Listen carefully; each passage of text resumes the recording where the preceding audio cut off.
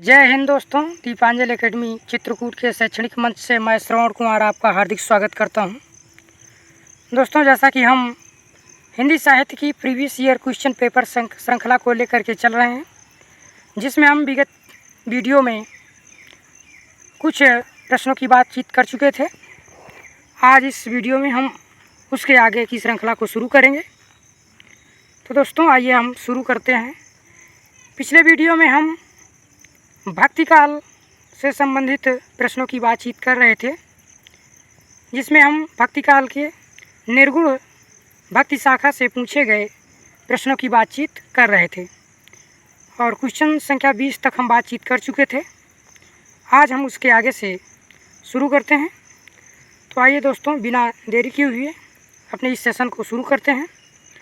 Session शुरू करने से पहले दोस्तों, आप लोगों से गुजारिश है कि इस चैनल को लाइक करिएगा, सब्सक्राइब करिएगा तथा अपने दोस्तों के पास शेयर ज़रूर करिएगा। दोस्तों, इस सेशन का शुरू करने का एकमात्र ही उद्देश्य यह है कि जिन लोगों के पास सामग्री उपलब्ध नहीं होती है, उन लोगों तक सामग्री पहुंचाना, साथ ही साथ इस क्वेश्चन पेपर श्रृंखला में आप लोग जैसे कोई भी कार्य कर रहे हैं तो इसको आप ईयरफोन लगा करके आराम से सुनते रहिएगा और अपने कार्य भी करते रहिएगा। तो इसलिए यह श्रृंखला विशेष रूप से महत्वपूर्ण होगी। और इसी प्रकार से इस शैक्षणिक मंच के द्वारा आप लोगों की सेवा, हिंदी साहित्य की सेवा, हिंदी साहित्य से तैयारी करने वाले विद्यार्थियों की सेवा अनवरत रूप से जारी रखेगी। इसलिए आप लोगों से सहयोग का अपेक्षा रहती है कि आप लोग सहयोग करिए। और दोस्तों, मैं ये भी बताना चाहता हूँ आपको कि मैं कोई टीचर नहीं हूँ, मैं एक स्टूडेंट हूँ और स्टूडेंट की हैसियत से ही आप लोगों के समक्ष हिंदी साहित्य की सेवा करना चाहता हूँ। इसलिए आप लोग सहयोग ज़रूर करिए और इसी प्रकार से हम सब मिल करके हिंदी साहित्य की सेवा करते रहेंगे और आने वाली विगत परीक्षाओं पर एक अच्छा परफॉर्मेंस करने के लिए अपनी तैयारी को अनवरत रूप से जारी रखेंगे।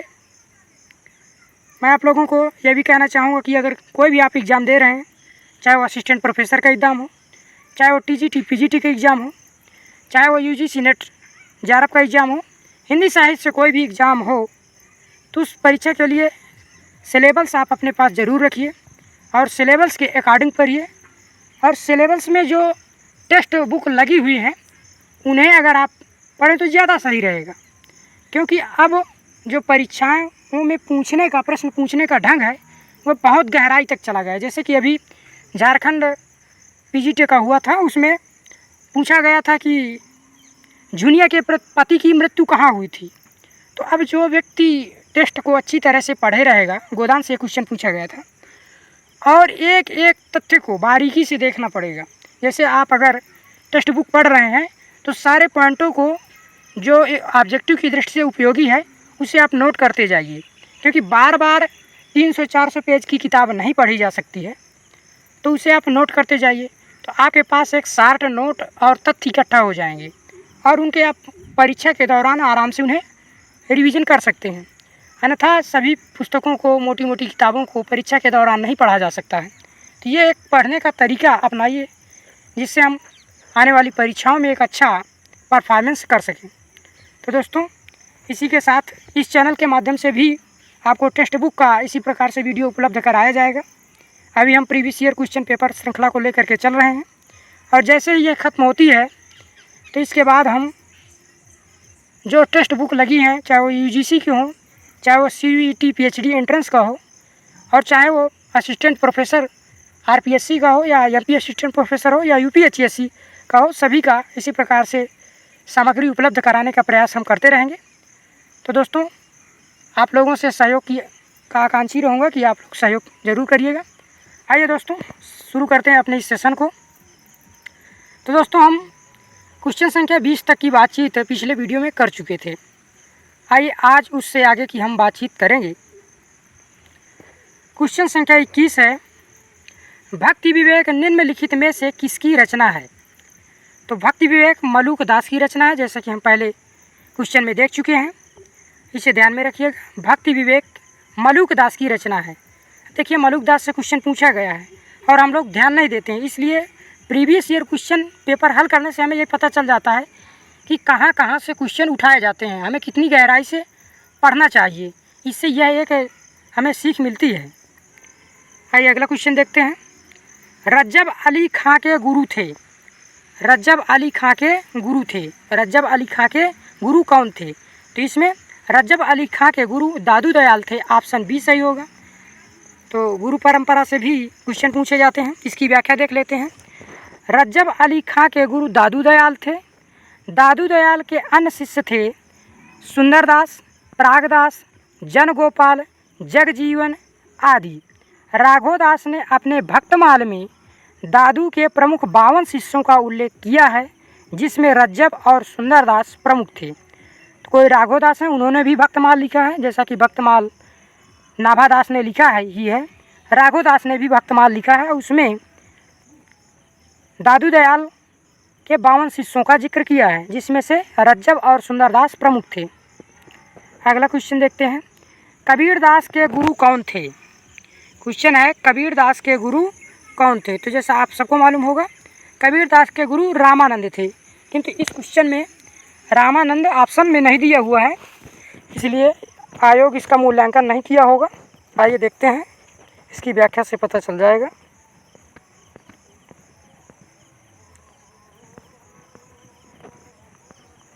कबीरदास के गुरु रामानंद थे। रामानंद के शिष्यों में रैदास, धन्ना, पीपा भी शामिल थे। रामानंद ने वैष्णव संप्रदाय के आचार्य राघवानंद से दीक्षा ग्रहण की थी। उपर्युक्त विकल्पों में कोई भी उत्तर सही नहीं है। उत्तर प्रदेश माध्यमिक शिक्षा सेवा चयन बोर्ड ने अपनी प्रारंभिक उत्तर कुंजी में इस प्रश्न का उत्तर गलत बताते हुए मूल्यांकन से इसे बाहर कर दिया था। तो यह इसका मूल्यांकन नहीं किया गया इस क्वेश्चन का, क्योंकि ऑप्शन सही नहीं था। अगला क्वेश्चन देखते हैं। कबीर के गुरु का नाम क्या है? तो कबीर के गुरु का नाम रामानंद है। ऑप्शन डी सही होगा। अगला क्वेश्चन देखते हैं। कबीर वाणी के डिक्टेटर थे, यह अभिमत किस आलोचक का है? कबीर वाणी के डिक्टेटर थे, यह अभिमत या यह कथन किस आलोचक का है? तो यह कथन डॉक्टर हजारी प्रसाद द्विवेदी जी का है। ऑप्शन सी सही होगा। इसकी व्याख्या देख लेते हैं। कबीर वाणी के डिक्टेटर थे, यह अभिमत हजारी प्रसाद द्विवेदी जी का है। कबीर साहसपूर्ण जनबोली के शब्दों का प्रयोग अपनी कविता में करते हैं। बोली के ठेठ शब्दों के प्रयोग के कारण ही कबीर को वाणी का डिक्टेटर कहा जाता है। तो कबीर को वाणी का डिक्टेटर किस लिए कहा जाता है? क्योंकि उन्होंने जनबोली के ठेठ शब्दों का प्रयोग निधड़क किया है, इसलिए इनको वाणी का डिक्टेटर कहा जाता है। अगला क्वेश्चन देखते हैं। अगला क्वेश्चन है कबीर वाणी के डिक्टेटर थे, कथन के लेखक हैं? तो जैसा कि अभी हमने देखा हजारी प्रसाद द्विवेदी जी हैं। ऑप्शन सी सही होगा। अगला क्वेश्चन देखते हैं। कबीरदास को वाणी का डिक्टेटर किसने कहा? कबीरदास को वाणी का डिक्टेटर किसने कहा? तो हजारी प्रसाद द्विवेदी जी ने कहा। ऑप्शन बी सही होगा। अगला क्वेश्चन देखते हैं। आचार्य हजारी प्रसाद द्विवेदी ने वाणी का डिक्टेटर किसे कहा? तो कबीरदास जी को कहा है। ऑप्शन ए सही होगा। अगला क्वेश्चन देखते हैं। कबीर ने जिस प्रकार एक निराकार ईश्वर के लिए कबीर ने जिस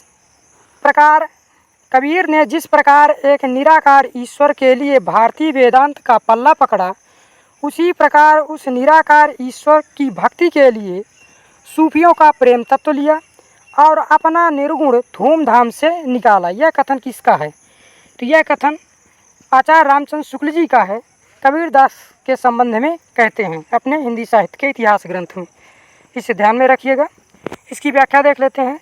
आचार्य रामचंद्र शुक्ल ने कहा, कबीर ने जिस प्रकार एक निराकार ईश्वर के लिए भारतीय वेदांत का पल्ला पकड़ा, उसी प्रकार उस निराकार ईश्वर की भक्ति के लिए सूफियों का प्रेम तत्व लिया है और अपना निर्गुण पंथ धूमधाम से निकाला। यह बात यह थी कि भारतीय भक्ति मार्ग साकार और सगुण रूप लेकर चला था। निर्गुण और निराकार ब्रह्म भक्ति या प्रेम का विषय नहीं माना जाता। अगला क्वेश्चन देखते हैं। तुम जिन जानो गीत हैं यह निज ब्रह्म विचार किसने कहा था। तुम जिन जानो गीत हैं यह निज ब्रह्म विचार किसने कहा था। तो यह कबीर दास ने कहा था। ऑप्शन ए सही होगा। इसकी व्याख्या देख लेते हैं। कबीर भावना की अनुभूति से युक्त उत्कृष्ट रहस्यवादी, जीवन का संवेदनशील संस्पर्श करने वाले और मर्यादा के रक्षक कवि थे। उन्होंने स्वतः कहा है, तुम जिन जानो गीत हैं यह निज ब्रह्म विचार। पथभ्रष्ट समाज को उचित मार्ग पर लाना ही उनका प्रधान लक्ष्य था। अगला क्वेश्चन देखते हैं। मसी कागद छुयो नहीं, कलम गहो नहीं हाथ। कबीर के विषय में यह किसने कहा है कि मसी कागद छुयो नहीं, कलम गहो नहीं हाथ। तो यह किसके विषय में कहा जाता है। तो यह कबीर दास के विषय में कहा जाता है। ऑप्शन सी सही होगा। इसकी व्याख्या देख लेते हैं। अक्षर ब्रह्म के परम साधक कबीर दास सामान्य अक्षर ज्ञान से रहित थे। उन्होंने बड़े स्पष्ट शब्दों में कहा है, मसी कागद छुयो नहीं, कलम गहो नहीं हाथ। अतः यह बात निर्विवाद है कि उन्होंने स्वतः किसी ग्रंथ को लिपिबद्ध नहीं किया था। तो दोस्तों, जैसा आप सबको मालूम है, कबीर दास जी पढ़े लिखे नहीं थे। उन्होंने जो अपने मुख से कहा है, उनकी वाणियों को बीजक के नाम से उनके शिष्य धर्मदास ने संकलित किया है। और उस बीजक में 3 है, साखी, शबद, रामायणी। तो ये कबीर दास के विषय में कहा गया। अन्य महत्वपूर्ण तथ्य देख लेते हैं। कबीर दास की कुछ उक्तियां हैं जो पूछी जाती है एग्जाम में। तुम जिन जानो गीत हैं यह निज ब्रह्म विचार। अगली है, मैं कहता हूँ आँखी न देखी, तू कहता कागज की लेखी। दुल्हन गावों मंगलचार, तंत्र न जानू मंत्र न जानू, जानू सुंदर काया। अगला क्वेश्चन देखते हैं। तो दोस्तों, अभी तक हम देख रहे थे। अगला क्वेश्चन है, कबीर की वाणी का संग्रह बीजक कहलाता है। इसके कितने भाग हैं। तो जैसा कि अभी हमने बताया, इसके 3 भाग हैं, जिसका संकलन उनके शिष्य धर्मदास ने किया है। बीजक के 3 भाग हैं। इसकी व्याख्या देख लेते हैं। कबीर की वाणी का संग्रह बीजक कहलाता है। इसके 3 भाग हैं, साखी, शबद और रामायणी। कबीरदास भक्तिकाल के एकमात्र ऐसे कवि हैं जो आजीवन समाज और लोगों के बीच व्याप्त आडंबरों पर कुठाराघात करते रहे। तो दोस्तों, भक्तिकालीन जो निर्गुण भक्ति काव्य धारा से या संत काव्य धारा से विगत परीक्षाओं में प्रश्न पूछे गए हैं, उनकी बातचीत हम कर चुके हैं। आज से हम सूफी काव्य धारा पर प्रवेश करते हैं। तो आइए देखते हैं सूफी काव्य धारा, या इसे आचार्य रामचंद्र शुक्ल ने प्रेम आश्रयी काव्य धारा भी कहा है। तो आइए इसके बारे में देखते हैं कैसे क्वेश्चन पूछे गए हैं। हिंदी का प्रथम सूफी कवि है। तो हिंदी का प्रथम सूफी कवि कौन है। तो जैसा आप सबको मालूम होगा, मुल्ला दाऊद हैं। हिंदी के प्रथम सूफी कवि मुल्ला दाऊद हैं। ऑप्शन ए सही होगा। अगला क्वेश्चन देखते हैं। इसकी व्याख्या देख लेते हैं। हिंदी का प्रथम सूफी कवि की मान्यता पर विद्वानों में मतभेद है, किंतु अधिकतर विद्वान इस मत पर सहमत हैं कि मुल्ला दाऊद कृत चंदायन संभवतः हिंदी का प्रथम सूफी प्रेम काव्य है। इसमें नायक लोरिक एवं नायिका चंदा के प्रेम कथा का वर्णन किया गया है। यह अवधी भाषा में लिखी गई है। इस आधार पर मुल्ला दाऊद को हिंदी का प्रथम सूफी कवि माना जाता है। ठीक है, अगला क्वेश्चन देखते हैं। सूफी काव्य पद्धति का अंतिम ग्रंथ कौन सा है। तो सूफी काव्य पद्धति का अंतिम ग्रंथ यूसुफ जुलेखा को माना जाता है, जबकि शुक्ल जी किसी दूसरे को मानते हैं। मुझे मालूम नहीं है, आपको अगर मालूम हो तो कमेंट बॉक्स में ज़रूर बताइएगा। शुक्ल जी अपने हिंदी साहित्य के इतिहास ग्रंथ में जहाँ पर सूफी काव्य धारा का विवेचन करते हैं, तो वहाँ पर बताते हैं कि यहीं से सूफी काव्य परंपरा का अंत मानना चाहिए। आइए इसकी व्याख्या देख लेते हैं। सूफी काव्य पद्धति का अंतिम ग्रंथ यूसुफ जुलेखा है, जिसकी रचना 1790 ईस्वी में नवाब शेख निसार ने किया था। कासिम शाह कृत हंस जवाहर की पद्धति पर इन्होंने अपने प्रेमाख्यानक का नाम यूसुफ जुलेखा रखा है, जिसमें प्रेमी यूसुफ का नाम पहले और प्रेमिका जुलेखा का नाम बाद में है। इस काव्य के नायक नायिका काल्पनिक नहीं है। यूसुफ जुलेखा का वृत्तांत कुरान में आया है। कुरान का 12वां सूरा सूरा यूसुफ के नाम से पुकारा जाता है। कुरान शरीफ के उसी यूसुफ नामक व्यक्ति की प्रेम कथा शेख निसार ने अपने काव्य यूसुफ जुलेखा में लिखी है। मसनवी शैली में लिखित इस कृति में आसफुद्दौला की प्रशंसा भी की गई है, क्योंकि उन दिनों वही शाहे वक्त थे। यूसुफ जुलेखा की भाषा जनपदीय अवधी है और कथानक में अलौकिकता की भरमार है। पद्मावत 1540 ईस्वी में मलिक मोहम्मद जायसी कृत मलिक मोहम्मद जायसी द्वारा लिखित है पद्मावत, और मृगावती 1503 ईस्वी में कुतुबन द्वारा तथा इंद्रावती 1744 ईस्वी में नूर मोहम्मद द्वारा लिखी गई हैं। पद्मावत मलिक मोहम्मद जायसी की है, मृगावती कुतुबन की है और इंद्रावती नूर मोहम्मद की रचना है। और इस जो यूसुफ जुलेखा है, इसकी जो कथानक लिया गया है वह कुरान में आया हुआ है। उसी कुरान की कथा को लेकर के इस ग्रंथ की रचना की गई है। और एक इसमें यह बात भी है कि इसका जो नायक है वह नायक का नाम इसमें पहले है और नायिका का नाम बाद में दिया गया है। इसको भी ध्यान में रखिएगा। अवधी भाषा में है। तो आइए देखते हैं अगला क्वेश्चन। अगला क्वेश्चन है, सूफी प्रेमाख्यानक रचनाओं की भाषा कौन सी है? तो सूफी प्रेमाख्यानक रचनाएं अवधी भाषा में लिखी गई हैं। ऑप्शन ए सही होगा। इसकी व्याख्या देख लेते हैं। सूफी प्रेमाख्यानक रचनाओं की भाषा अवधी है। प्रेमाश्रय शाखा के मुस्लिम सूफी कवियों की काव्य धारा को प्रेम मार्गी माना गया, क्योंकि प्रेम से ही प्रभु मिलते हैं, ऐसी उनकी मानता है। ईश्वर की तरह प्रेम भी सर्वव्यापी है और ईश्वर का जीव के साथ प्रेम का ही संबंध हो सकता है। यही उनकी रचनाओं का मूल तत्व है। उन्होंने प्रेम गाथाएं लिखी हैं। ये प्रेम गाथाएं फारसी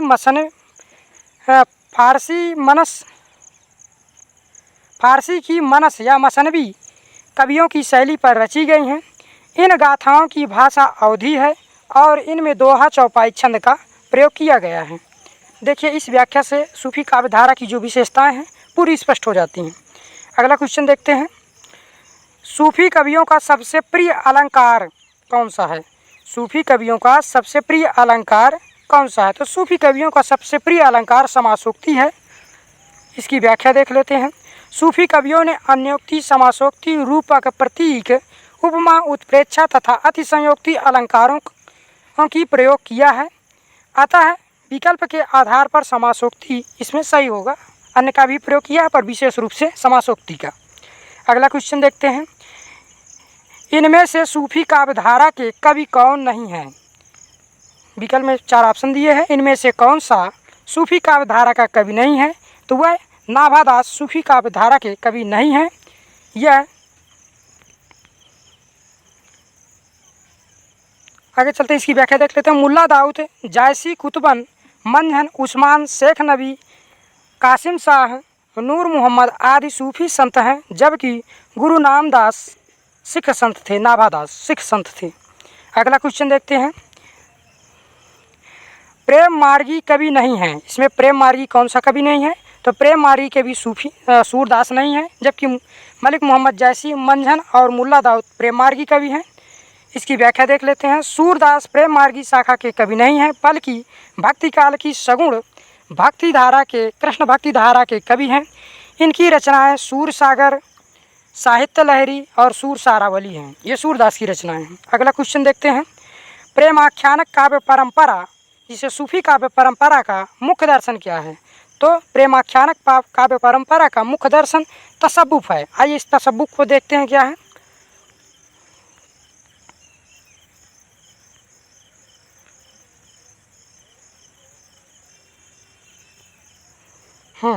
सूफी दर्शन को तसव्वुफ कहा जाता है। सूफी शब्द की उत्पत्ति को लेकर के बहुत से मत हैं। कुछ विद्वानों का मत है कि सूफी शब्द सफ़ा से निकला है, जिसका अर्थ है विशुद्धता। सूफी शब्द सफ़ा से निकला है, जिसका अर्थ है विशुद्धता, मन, विचार और कर्म की शुद्धता। जिन लोगों के बारे में यह शब्द बोला जाता है उनका चित्त शुद्ध होता है और और खुदा की मोहब्बत के साथ साथ उनके दिल में उनके बंदों के लिए भी मोहब्बत पाई जाती है। सूफियों ने दुनिया को प्यार और अमन की तालीम दी है या सीख दी है। सूफी मतों में प्रसिद्ध 4 सिलसिलों के नाम इस प्रकार से हैं। वो कौन कौन से सिलसिले हैं? तो पहला है चिश्तिया सिलसिला, कादरी सिलसिला, नक्शबंदिया सिलसिला और सुहरावर्दी सिलसिला। ये 4 सिलसिला हैं। इन 4 सोपानों से होकर के जीव परमात्मा की प्राप्ति करता है, इन 4 सोपानों को पार करते हुए। आइए अगला क्वेश्चन देखते हैं। अनहलक यानी कि मैं ही ब्रह्म हूँ की घोषणा किसने की थी? तो यह घोषणा मंसूर ने की थी। ये सूफी काव्यधारा के पहले प्रणेता एक प्रकार से कह लीजिए, और इन्होंने कहा कि मैं स्वयं ब्रह्म हूँ, तब इनको सूली पर भी लटका दिया गया था। आइए इसकी व्याख्या देखते हैं। अरब में अल हिजाज मंसूर अथवा मंसूर अल्लाज नामक सूफी संत को जब ज्ञान प्राप्त हुआ तो वह अनहलक अर्थात मैं सत्य हूँ की घोषणा करने लगा। उनके गुरु जुवैद थे। उन्होंने अनहलक मैं ही ब्रह्म हूँ का सिद्धांत प्रतिपादित किया। उन्होंने किताबे तवासीफ नामक सूफी मत का एक ग्रंथ भी लिखा जिसमें इनके सिद्धांत प्रतिपादित हैं। अनहलक का सिद्धांत भारतीय अद्वैतवाद के दर्शन, जो अनहलक का सिद्धांत है भारतीय अद्वैतवाद के दर्शन अहम ब्रह्मास्मि से प्रेरित है। इसी प्रकार से जो शंकराचार्य जी का अद्वैतवाद है उसमें भी कहा जाता है अहम ब्रह्मास्मि, मैं ही ब्रह्म हूँ। आइए अगला क्वेश्चन देखते हैं। आचार्य रामचंद्र शुक्ल ने प्रेम आख्यान परंपरा का हिंदी में प्रवर्तन या प्रवर्तक या प्रथम कवि किसे माना? आचार्य रामचंद्र शुक्ल ने प्रेम आख्यानक परंपरा का प्रवर्तक किसे माना है? तो उन्होंने कुतुबन नामक कवि को माना है। ऑप्शन ए सही होगा। कुतुबन ने मृगावती नामक एक रचना लिखी है, उसी के आधार पर ये कहते हैं। आइए इसकी व्याख्या देख लेते हैं। आचार्य शुक्ल ने मृगावती, जिसका रचना काल है 1503 ईस्वी के रचयिता कुतुबन को प्रेमाख्यानक परंपरा का प्रथम कवि माना है। कुतुबन कृत मृगावती में नायक राजकुमार है तथा नायिका मृगावती है कि प्रथम दर्शन जन प्रेम का निरूपण अत्यंत भावात्मक शैली में किया गया है। यानी एक बार नायक नायिका को देखता है और देख करके उसके रूप सौंदर्य में मोहित हो जाता है और उससे प्रेम करने लगता है। प्रथम दर्शन जन प्रेम यही होता है। अगला इसकी व्याख्या महत्वपूर्ण तथ्य देख लेते हैं। भक्ति काल की प्रेमाख्यान परंपरा के ग्रंथ हैं। भक्ति काल की प्रेमाख्यान परंपरा के ग्रंथ कौन कौन से हैं? मृगावती है, पद्मावत है, मधुमालती, चित्रावली और रतनसार आदि हैं। डॉक्टर हजारी प्रसाद द्विवेदी ने ईश्वरदास कृत सत्यवती कथा, जिसका रचना काल 1500 ईस्वी को प्रेमाख्यानक परंपरा का प्रथम ग्रंथ माना है। तो डॉक्टर हजारी प्रसाद द्विवेदी जी ने ईश्वरदास की सत्यवती कथा को सूफी प्रेमाख्यानक परंपरा का प्रथम ग्रंथ माना है। डॉक्टर राम कुमार वर्मा ने मुल्ला दाऊद के चंदायन को सूफी काव्य परंपरा का प्रमुख या प्रथम ग्रंथ और उन्हें सूफी काव्य परंपरा का प्रवर्तक माना है। अगला क्वेश्चन देखते हैं।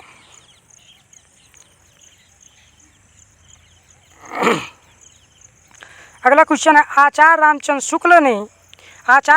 शुक्ल प्रेमाख्यान परंपरा की पहली रचना किसे कहा? आचार्य रामचंद्र शुक्ल ने प्रेमाख्यान परंपरा की पहली रचना किसे कहा है? तो शुक्ल जी ने, जैसा कि अभी हमने देखा, मृगावती को माना है, जिसके रचनाकार कुतुबन है। आचार्य रामचंद्र शुक्ल ने प्रेमाख्यान परंपरा की पहली रचना मृगावती 1501 ईस्वी को मानते हैं, जिसके रचनाकार कुतुबन हैं। अगला क्वेश्चन देखते हैं। कुतुबन के गुरु कौन थे? तो कुतुबन के गुरु के लिए कहा जाता है कि शेख बुरहान थे, ऐसा करके है। यहाँ पर इस क्वेश्चन में ऑप्शन नहीं दिया हुआ है। आइए देखते हैं। आचार्य रामचंद्र शुक्ल ने कुतुबन के गुरु चिश्ती वंश के शेख बुरहान को बताया है।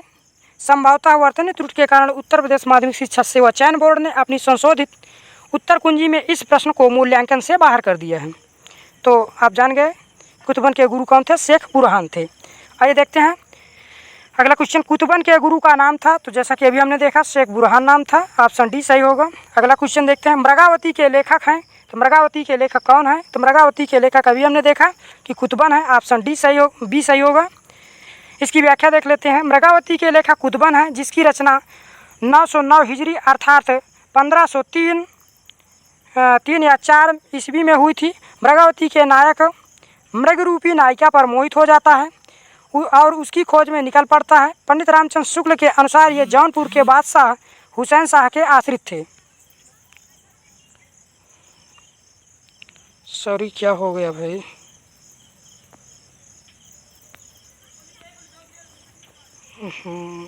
सही हो जाओ भाई। हाँ, रुक जाइए, अभी हम फ्लाइट मोड लगा देते हैं ताकि हमें मैसेज न परेशान करें। हाँ, आइए देखते हैं।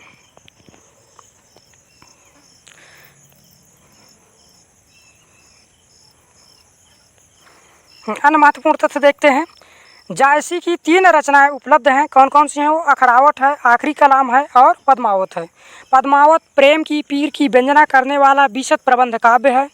यह दोहे चौपाई में निबद्ध है और मसनवी शैली में लिखा गया है। मंझन ने 1545 ईस्वी में मधुमालती की रचना की थी। यह जायसी के परवर्ती थे, तो मंझन ने मधुमालती लिखा है। अगला क्वेश्चन देखते हैं।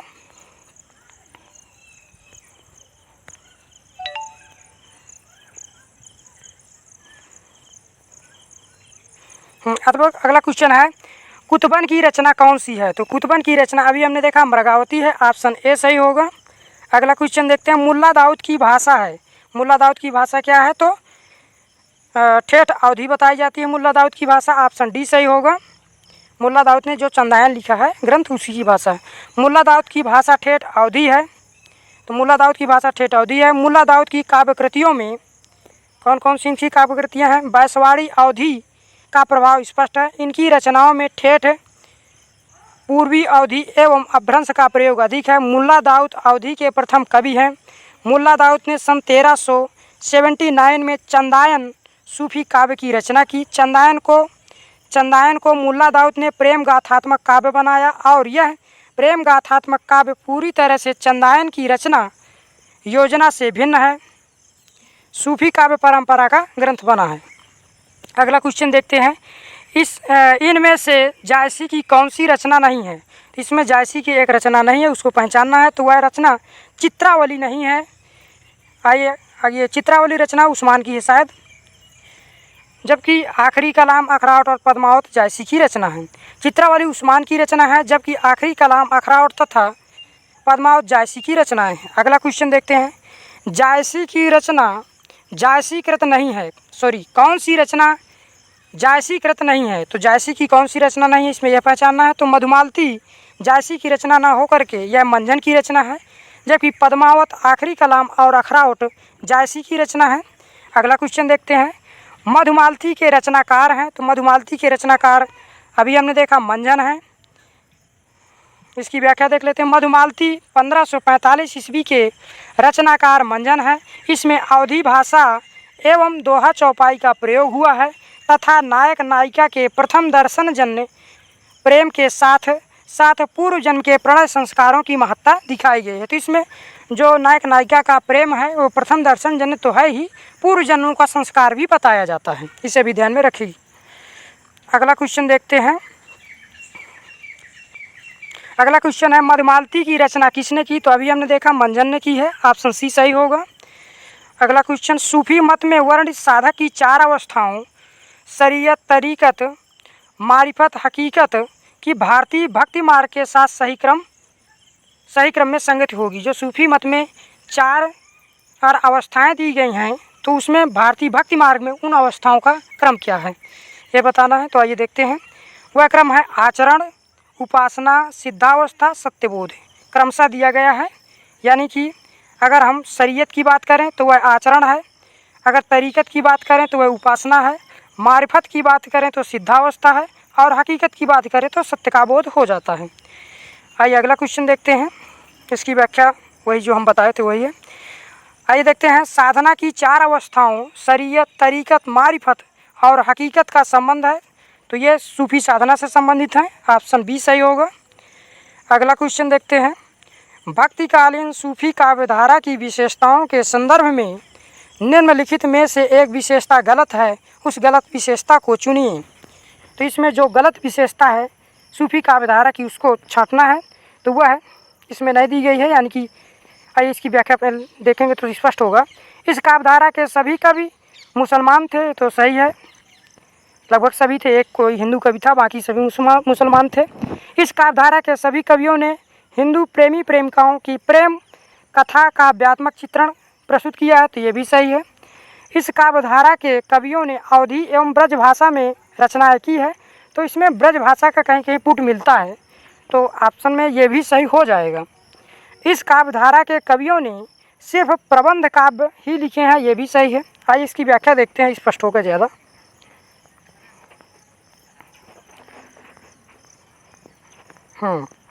सूफी संतों को इस्लाम प्रचारक कहा जाता है। उन्हें केवल इस्लाम का प्रचारक कहना ठीक नहीं है, जबकि वे लोग अत्यंत उदार दृष्टिकोण के साथ संत थे। लोग उनसे प्रभावित होकर मुसलमान हो जाते थे। इस काव्यधारा के सभी कवि मुसलमान थे। सूफी, देखिए इसकी विशेषता देखिए, देखते जाइएगा। इस काव्यधारा के सभी कवि मुसलमान थे। सूफियों ने जिन प्रेम कहानियों की रचना की वे सब प्रबंध काव्य थे। इस काव्यधारा के सभी कवियों ने हिंदू प्रेमी प्रेमिकाओं की प्रेम कथा का काव्यात्मक चित्रण किया है, ये भी विशेषता हो गई। इसमें वियोग के पक्ष को ही अधिक महत्ता प्रदान की गई है, तो वियोग के पक्ष को ज़्यादा महत्व दिया गया है। इनकी भाषा अवधी है, ये भी ध्यान रखिएगा। किसी किसी कवि पर भोजपुरी और ब्रज का प्रभाव भी प्राप्त होता है, तो वो भी एक ऑप्शन दिया था कि जिसमें ब्रज भाषा को भी कहा गया, वो भी सही हो जाएगा। अन्य महत्वपूर्ण तथ्य देख लेते हैं। सूफी काव्यधारा के प्रमुख कवि थे जायसी, कुतुबन, मंझन, उस्मान, शेख नबी, कासिम शाह, नूर मोहम्मद आदि। सूफी काव्यधारा को प्रेम आख्यानक काव्य सूफी धारा के काव्य फारसी की मसनवी शैली में लिखे गए हैं, इसे भी ध्यान में रखिएगा। सूफी मत के अनुसार ईश्वर एक है, आत्मा यानी बंदा उसी का अंश है। यद्यपि कवियों का ज्ञान स्वाध्याय द्वारा अर्जित न होकर के सुनाया अधिक है। सूफी कवियों का मुख्य केंद्र अवध क्षेत्र था, तो ये भी पूछा जा सकता है, ध्यान में रखिए। जायसी किस धारा के कवि हैं, तो जायसी जैसा कि आप जानते हैं प्रेमाख्यानक काव्यधारा के प्रमुख कवि माने जाते हैं। अगला क्वेश्चन, सूफी मुक्तक काव्य का प्रथम रचयिता इनमें से कौन सा कवि है? इनमें से कौन सा कवि है जो सूफी काव्यधारा में मुक्तक लिखे हैं? क्योंकि सूफी कवियों ने अधिकांशतः प्रबंध काव्य लिखे हैं, तो उनमें एक कौन सा कवि है, तो उसको अमीर खुसरो को माना जाता है कि ये मुक्तक लिखे हैं और इनको सूफी काव्यधारा में धकेलते हैं। और इसकी व्याख्या देख लेते हैं। सूफियों ने विशेषता तो प्रबंध काव्यों की ही रचना की है, किंतु कभी कभी मुक्तक शैली पर भी कुछ रचनाएं लिखी गई हैं। मुक्तक शैली में लिखने वालों में अमीर खुसरो का नाम सबसे पहले आता है। अगला क्वेश्चन देखते हैं। मलिक मोहम्मद जायसी को जायसी कहा जाता है क्योंकि, यानी मलिक मोहम्मद जायसी को जायसी क्यों कहा जाता है? तो उनको इसलिए कहा जाता है क्योंकि उनका जो निवास स्थान था वह जायस नगर था। इसका ऑप्शन सी सही होगा। जायस नामक स्थान के निवासी थे, क्योंकि वो कहते भी हैं जायस नगर मोर स्थानु। आइए इसकी व्याख्या देख लेते हैं।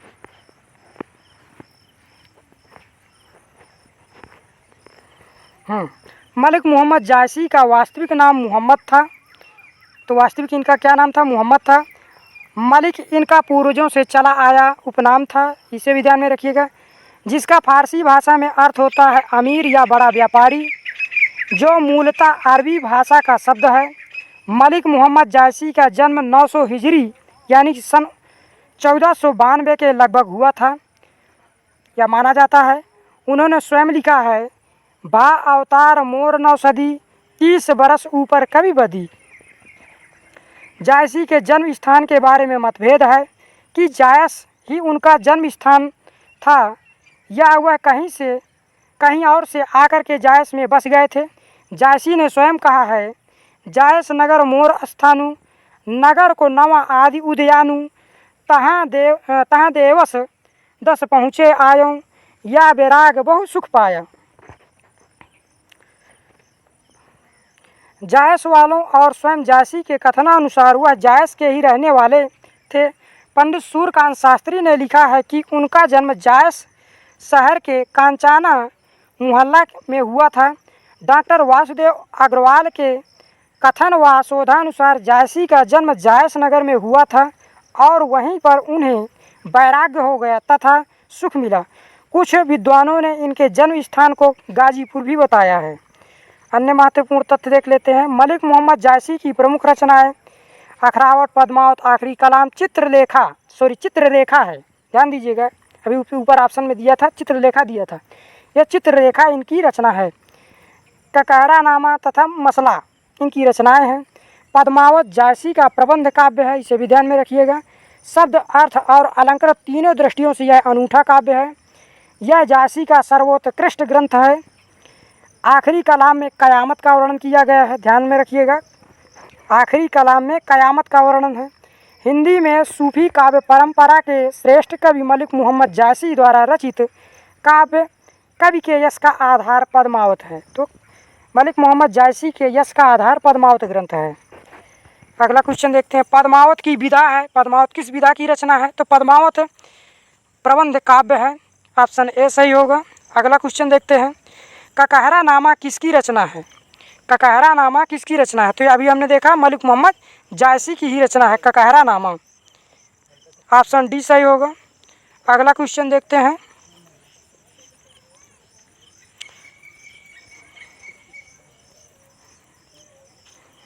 अगला क्वेश्चन है, कयामत का वर्णन जायसी द्वारा रचित काव्य में हुआ है। तो जायसी का कौन सा काव्य है जिसमें कयामत का वर्णन है? तो अभी हमने बताया आखिरी कलाम में कयामत का वर्णन किया गया, ऑप्शन बी सही होगा।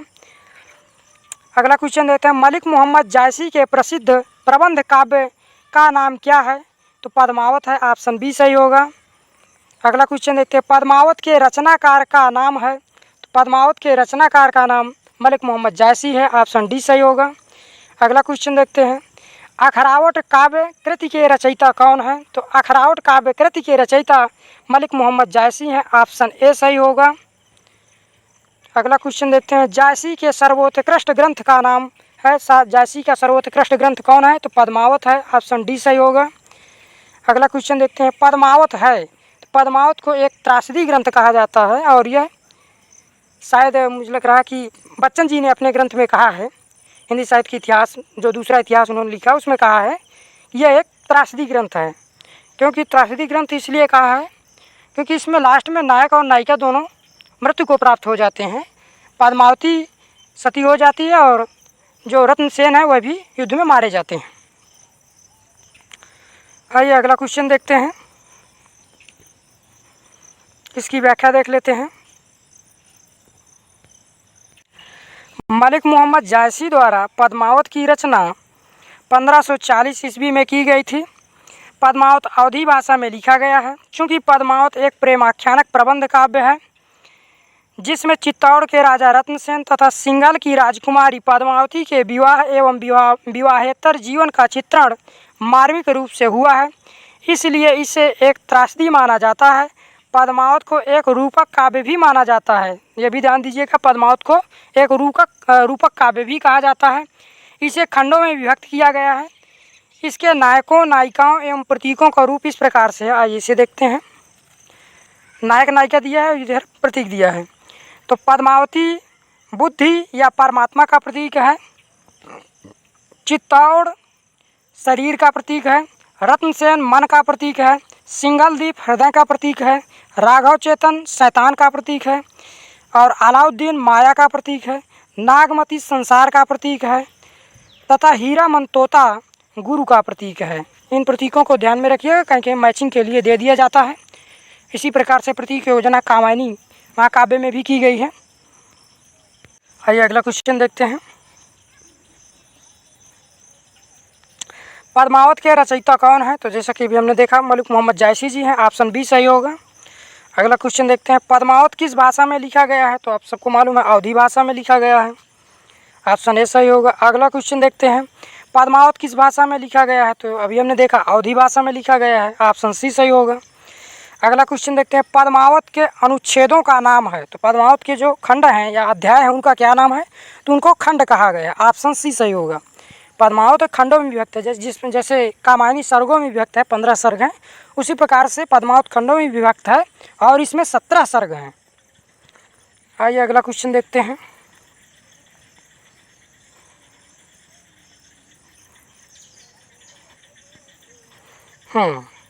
पद्मावत में रत्नसेन किसका प्रतीक है? तो जैसा कि अभी हमने देखा, रत्नसेन मन का प्रतीक है।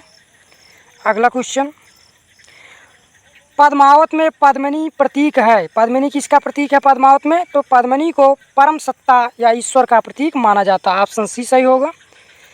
अगला क्वेश्चन देखते हैं, इनमें से कौन सी कृति जायसी की अक्षय कीर्ति के आधार पर रची गई है? इनमें से कौन सी कृति जायसी की अक्षय कीर्ति के आधार पर रची गई है? तो जायसी की अक्षय कीर्ति का जो आधार है वह पद्मावत ग्रंथ है। ऑप्शन ए सही होगा। अगला क्वेश्चन देखते हैं, इसकी व्याख्या देख लेते हैं।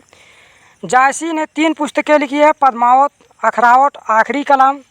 अखरावट में वर्णमाला के एक एक अक्षर को लेकर सिद्धांत संबंधी तत्वों से भरी चौपाइयाँ कही गई हैं।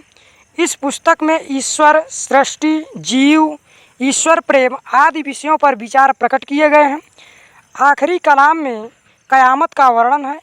अक्षय कीर्ति का आधार पद्मावत, जिसके पढ़ने से यह प्रकट होता है, इसके पढ़ने से यह प्रकट हो जाता है कि जायसी का हृदय कैसा कोमल और प्रेम की पीर से भरा हुआ था। अगला क्वेश्चन देखते हैं, पद्मावत को समासोक्ति किसने कहा है? तो जो पद्मावत जायसी जी का ग्रंथ है उसको समासोक्ति किसने कहा है? तो पद्मावत को समासोक्ति आचार्य रामचंद्र शुक्ल ने कहा। ऑप्शन बी सही होगा। इसकी व्याख्या देख लेते हैं।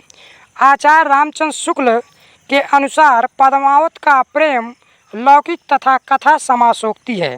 तो शुक्ल ने पद्मावत की कथा को कि जो प्रेम है उस वह लौकिक है तथा इसकी कथा समासोक्ति है। और यह भी कहना ठीक ही है कि पद्मावत का पूर्व राग असंगत है। कारण ना वह रूप दर्शन जन्य है और ना ही साहचर्य जन्य। यानी कि पद्मावत में जो पद्मावती और रत्नसेन का प्रेम है वह पूर्वजन्य राग का प्रेम नहीं है, यानी कि रूप दर्शन से उसका प्रेम नहीं होता है और ना ही उसके साथ वह रहे हुए होते हैं कि उसके साथ जीवन बिताया हो। तो ना तो साहचर्यजन्य प्रेम है और ना तो रूप दर्शन, यानी कि रत्नसेन पद्मावती को देखा भी नहीं है। वह तो गुण कथन के द्वारा हीरा मनतोता उसके सौंदर्य का बखान करता है और राजा के हृदय में प्रेम उत्पन्न हो जाता है और उसको पाने के लिए राजा घर छोड़ करके निकल देता है। शुक्ल जी भक्ति को हृदय की प्राकृत वृत्ति मानते हैं और रहस्यमय ढंग से उपासनोपयोगी निरूपित करते हैं। उनकी दृष्टि में लौकिक कथा ही प्रमुख है और लौकिक राग ही वर्ण है। अगला क्वेश्चन देखते हैं,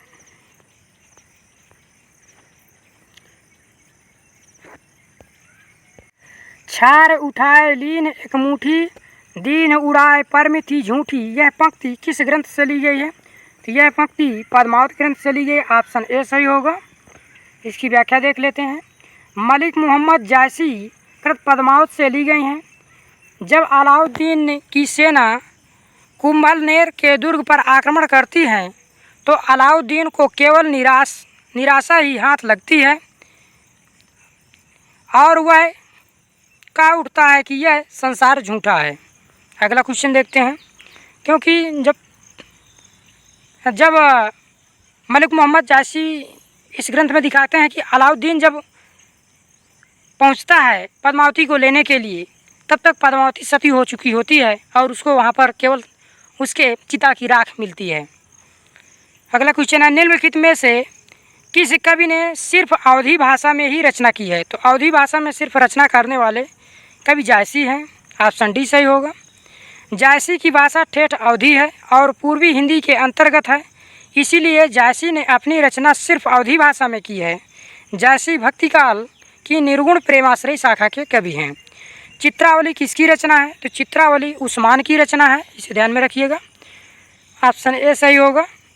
अगला क्वेश्चन, इसकी व्याख्या देख लेते हैं। चित्रावली के रचनाकार उस्मान हैं। इन्होंने इसकी रचना 1613 ईस्वी में की थी। ये गाजीपुर के निवासी थे। चित्रावली में चौपाई की साथ साथ अर्धाली दोस्तों, जैसे कि चौपाई में 4 चरण होते हैं तो प्रथम 2 चरण जो होंगे उन्हें अर्धाली कहते हैं। के पश्चात एक दोहे का प्रयोग किया गया है। शेख नबी की रचना ज्ञानदीप है, इसे भी ध्यान में रखिएगा। शेख नबी की रचना ज्ञानदीप है। अगला क्वेश्चन है, हिंदू मग पर पाव न राख्यों काजों बहुत हिंदी भाख्यों। यह उक्ति किस रचनाकार और किस रचना से संबंधित है? तो यह उक्ति ऑप्शन सी सही है इसका, नूर मोहम्मद की है और अनुराग बासुरी नामक अपनी रचना में नूर मोहम्मद कहते हैं। आइए इसकी व्याख्या देखते हैं। नूर मोहम्मद दिल्ली के बादशाह के समकालीन थे। तो नूर मोहम्मद दिल्ली के मोहम्मद शाह के समकालीन थे और सबरहद नामक स्थान पर के रहने वाले थे, जो जौनपुर आजमगढ़ की सरहद पर है। इन्होंने 1157 हिजरी यानी विक्रमी संवत 1801 में इंद्रावती नामक एक सुंदर आख्यान काव्य लिखा। तो इंद्रावती इनकी एक रचना है, जिसमें कालिंजर के राजकुंवर और आगमपुर की राजकुमारी इंद्रावती की प्रेम कहानी है।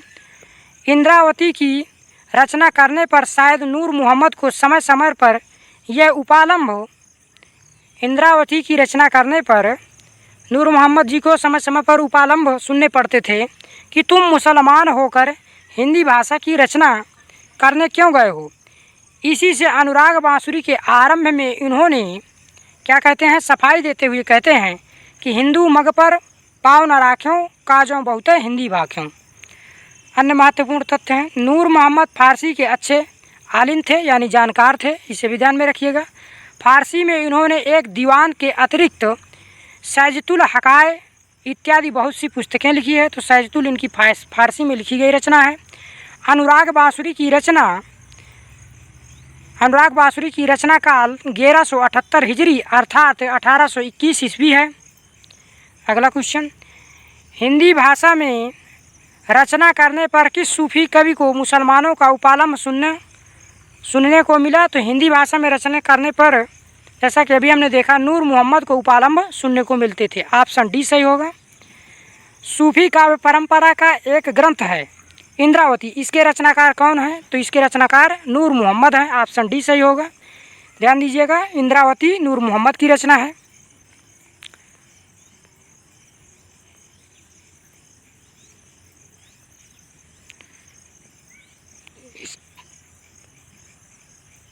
तो दोस्तों ये थे भक्तिकालीन काव्यधारा के सूफी काव्यधारा से विगत परीक्षाओं में पूछे गए प्रश्न, जिनको आज हम देखे हैं और यहाँ से यह समाप्त हो जाते हैं।